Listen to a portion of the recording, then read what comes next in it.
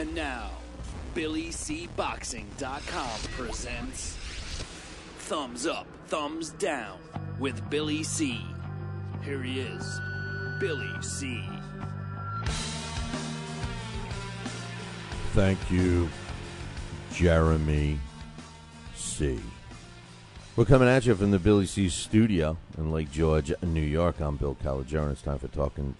No, it's time for BillyCBoxing.com's Thumbs Up, Thumbs Down for professional boxing for today, July 20th in the year 2012. Hey, before I get started, don't forget about our new show. If you like other sports as well, check out Talking New York Sports with Billy C and Brooklyn Mike. We air live on Saturdays from 8 to 10 in the morning. So check it out right here on BillyCBoxing.com or watch the replays. Where all the places you see that. You can check out the replay on BillyCBoxing.com or you can also check it out on YouTube. And also as another note about the Talking New York Sports show that we have, we will be on the radio dial. That's right.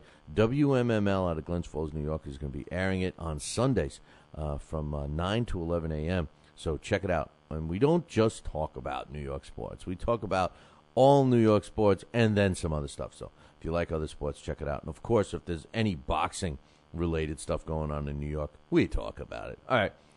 Today we got several thumbs up and really only one thumbs down. Thumbs up to the Nevada State Athletic Commission. I know. Yesterday I gave him a thumbs up, and today I'm giving him a thumbs up again. This time for seemingly nipping the juice talk right in the bud by deciding to randomly test Julio Cesar Chavez Jr.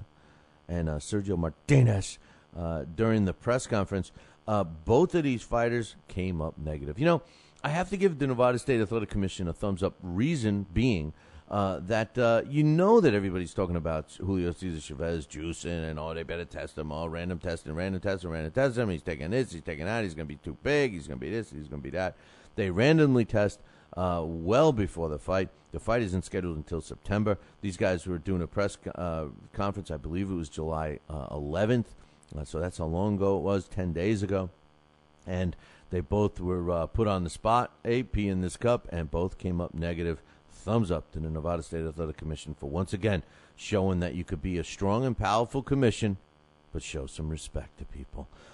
Thumbs up goes to Mariana La Barbie Juarez. You know, when I had two daughters and when they were little, we used to see naked Barbies laying around the house all the time, and if you have a little girl now or if you had a daughter, I'm sure you know what I mean. When little girls play with their dolls, specifically Barbie dolls, they end up, laying on the couch, sitting around on the floor, whatever, and the Barbies don't have any clothes. Well, the real La Barbie, who's Mariana Juarez, the WBC World Female Champion, she's made a deal to be a nude Barbie in Playboy. That's right. La Barbie is going to be posing naked in Playboy magazine. I think this is kind of a good move. Not that I promote women posing nude. I mean, it's their choice if they want to or not.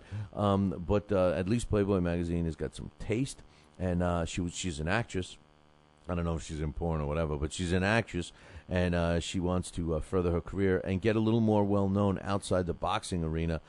So I think this is a good move for her. I think it's a good move to get her name out there, to create some more value. So I give a thumbs up to La Barbie and Playboy for landing her. I also give a thumbs up to Marco Captain Huck for telling it like it is, man. Huck, you know what? He's basically calling Alexander Povetkin a fraud. He was still pissed off about not getting the nod against Povetkin when the two fought. I agree with him. I scored it in favor of Marco Captain Huck. It was a close fight. I believe that the reason why it was a close fight is because Marco Huck didn't let his hands go. I also agree with Huck that the referee kept getting in there too much. But that's not why he's shooting off his mouth. He's shooting off his mouth because rumor has it that Team Hay and Team Povetkin are trying to organize a fight between Alexander Povetkin and David Hay, which is ridiculous. I don't think it's fair. I think it will happen, and the reason why I think it's going to happen is because once David Hay gets his world title back, then he will fight in a rematch with Vladimir Klitschko. You know, the reason why I don't think it's fair is because David Haye comes out of nowhere, fights a guy, Derek Chisora. Yes, we all wanted to see the fight. Yes, it was an exciting fight. Yes, David Haye looked good. All those things. But he immediately gets, pass go, don't stop, don't pay anything, immediately title shot, Now, on one hand, I hope he fights Povetkin because I think Povetkin's kind of a fraud, and David Haye will beat him. I think Marco Huck beat him. I would rather see Marco Huck and David Haye. So thumbs up to Captain Huck for telling it like it is. And finally, thumbs up to the FBI. Now, normally, you know me, I can't stand coppers. I just can't stand cops, and I specifically can't stand the FBI. Not that, who knows, they might even be in here right now. But the bottom line is, they pulled an old Elliot Ness move. They were able to get a cotton swab from Martin Tucker, who's a fighter, and allegedly Martin Tucker was involved in a bank robbery back in 2009. And they claim, the prosecution claims, that they had enough evidence to convict Martin Tucker, but they wanted just a little bit more. And an FBI agent noticed through BoxRec, no doubt, that Martin Tucker was going to be fighting close to where he lived. So he got there and managed to obtain a blood-soaked cotton swab that was from Martin. They compared it with the DNA, and poof, it's a match. And they arrested Martin Tucker, and now Martin Tucker is being held without bail in association with the bank robbery that took place in 2009. Thumbs up to the FBI, pulling the old Elliot Ness move. Now, I have one thumbs down today, and it is to Team Povetkin, to Team Haye, and to the WBA. Why? And you might as well give a thumbs down to anybody else that's involved trying to make that match. Listen, I'll tell you why. Alexander Povetkin and David Haye may make a good fight. But why do we give David Haye these many chances? David Haye wants to fight Klitschko. Vitaly Klitschko most likely is going to become a politician. I can't see him not winning his bid to election this year, and ultimately he has promised us that after his next fight, which is against Manuel Char, that's it. So with him out of the picture, there's only one other guy with the name Klitschko.